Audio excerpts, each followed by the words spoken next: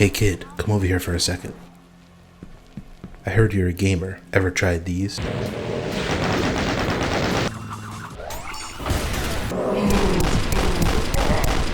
If you played Overwatch 2 and Apex Legends and wondered, hey, I wonder what these games were based on.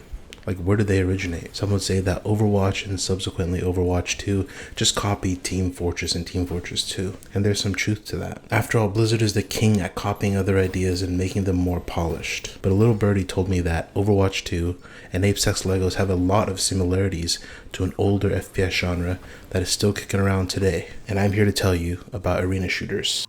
Arena shooters are all about fast-paced killings of demons, cultists, and undesirables. They are first-person shooters that test your ability to keep track of and kill many enemies at a time, all sprawled out in a giant arena-like level for you to explore. You're also rewarded for exploring, with secret areas that often provide rare weapons and extra ammo, health, and armor. The games are fairly mindless.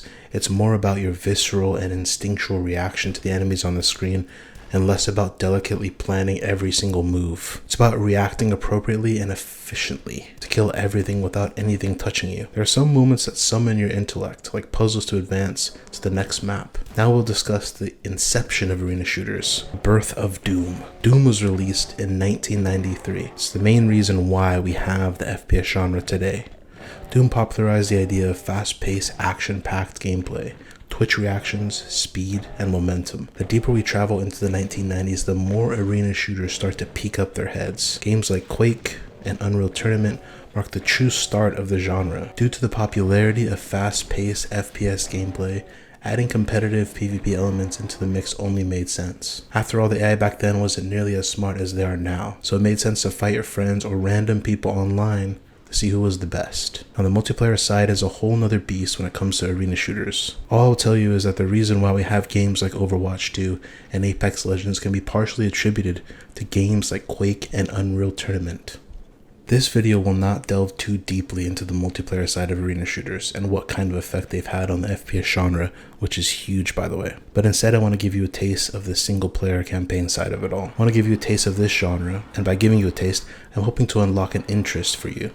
And hopefully we can share a similar interest in these incredible games. Let's start with the OG, Doom. The first Doom to ever be released is unique in many ways. First off, it's old, okay? If you do end up trying it, the first thing you'll notice is that you aren't able to aim up or down. With our vertically challenged Doom guy, we simply shoot when our crosshair is red, and it will shoot up or down for us, essentially giving you auto aim. Now, if you ever played any Doom game, it follows a similar formula. Demons have invaded Earth, kill said demons, go to hell, kill hell boss.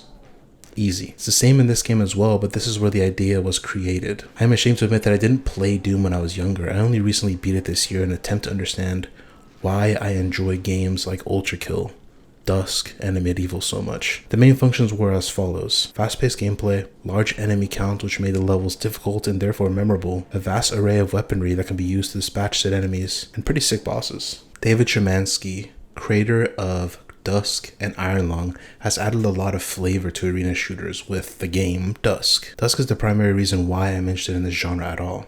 I played it back in 2020 and it was an instant classic for me. On the very first level, E1 M1 head cheese, after killing the 3 chainsaw guys with bare sights, the battle there is fairly uneven and downright impossible. You're introduced to a game with some serious creativity. My primary joy was the strangest of the enemies and the level design. It's inspired from Half-Life, Quake, Doom, and more. And the Half-Life inspiration is novel, that you can essentially pick up any and all physics objects and throw them at enemies, hitting them with any and all properties in tow. This is intriguing because you're going to discover unique ways of killing enemies with objects placed in the world, from environment damage through barrels to soap. Soap is an interesting item because it is an item you can pick up, but it has a little secret. It has the ability to do 1 billion damage, meaning that you can instantly kill any enemy that you hit with the soap. And interestingly enough, there is a soap bar on every single level. Finally, the level design is a gem as well. There are many secrets buried even in plain sight that simply require you to shoot the ground or interact with a wall. Many times you'll be traveling through a corridor, get to the end of it, and have nothing to show for it. Chances are there's a secret area somewhere near you, but you need to find out where and how to access it. Moving on to Ultrakill. Ultrakill is my most recent arena shooter that I played. Ultrakill has a points-based system where the more stylish your kills are, the more points you get. Naturally, the devs gave you a lot of tools to achieve that goal. It really does reward players that can lead into the fast-paced nature of it all. If you fully understand what each of your weapons do, you can chain together some insane combinations and just instantly kill a boss or clear a room. Honestly, I feel like I've only scratched the surface of this game. It's not even fully released yet as of the recording of this video, but I played it on a rainy afternoon and it's a magnificent game. You can fly through levels and complete them within mere minutes, and I can contribute that to a couple of things. 1, sliding, and 2, wall climbing.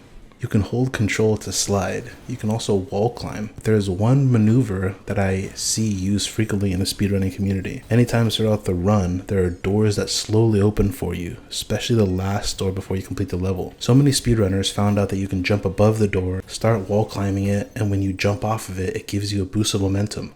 Timing this properly and sliding right after will add the momentum to your slide, causing you to fly through the doorway. Another aspect of Ultra Kill that's great is how you can combo a lot of your guns together to kill things with maximal efficiency. There are some weapons where you can set them up while the boss is spawning, and right when their health bar shows up, all the bullets hit them and instantly murder them. Finally, the insane mobility tied with maximizing the combos for enemies and bosses make it an amazing game to speedrun, or if you enjoy the rush of instantly killing rooms of enemies, it's great for that too. Medieval is a bit different from Dusk and Ultra Kill. It isn't nearly as fast paced, but there is a certain level of charm to it. What I find the most interesting and the thing that it adds the most to this genre is a thing called soul power. Now essentially you have a soul meter and you can fill it by killing enemies and picking up their souls. Filling it up to max and unleashing it essentially unlocks the full power of all your weapons for about 15 seconds. And in my opinion, this game has the most unique art style out of all of the three. Dusk and Ultra Kill follow art styles that kind of make sense for their theme or their genre, but I feel like a Medieval just tried something way different, something more unique. Think of arena shooters like an ice cream parlor. When you enter the shop, you have a vast array of flavors to choose from. Chocolate, vanilla, strawberry, rocky road. Each game I've played under the arena shooters umbrella have their own flavors to provide to you. Thus has a mixture of Half-Life, horror genre. Ultra Kill blends a style-based killing system with extremely fast-paced gameplay. Medieval just adds new toppings by adding soul power and the soul system as a whole. It's nothing revolutionary, but it's just enough variety to be fun to play, and it adds a lot to the mix. Listen, if you're itching to feel like a badass, alright, to explore and discover an interesting world and get in touch with the roots of the FPS genre, arena shooters are a genre that you might enjoy. Well, that's gonna wrap this one up. Hey, listen, if I earned your like, if I earned your sub, please do the appropriate buttons down at the bottom. I appreciate it. I'm brand new to this whole YouTube thing. I'm just learning. I'm trying to grow. If I got something wrong, if I'm stupid, if I'm an idiot, please tell me. DM me, email me, whatever. Tell me in the comments. Just tell me that I did something wrong. I'm trying to grow. I'm trying to improve. I appreciate you. Thank you. Bye-bye.